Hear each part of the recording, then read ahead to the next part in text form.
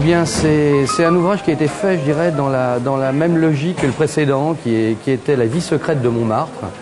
Un ouvrage, effectivement, dont l'idée était d'aborder, je dirais, Montmartre sous un autre angle que celui traditionnellement proposé, qui était donc de s'intéresser directement aux deux différents univers, aux deux différents mondes qu'il composait. Il y avait le haut et le bas Montmartre.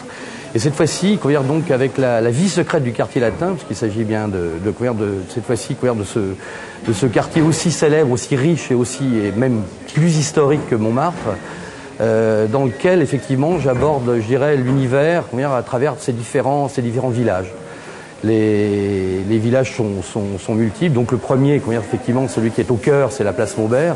Et puis après, la promenade se déroule à travers différents quartiers, donc Saint-Séverin, la rue Saint-Jacques, la Montade Sainte-Geneviève, la rue Mouffetard, enfin et quelques autres. C'est donc une approche, je dirais d'abord, en termes de documents, il s'agit de photos anciennes, de gravures anciennes, qu'elles soient en couleur ou pas, sauf pour les photos bien entendu.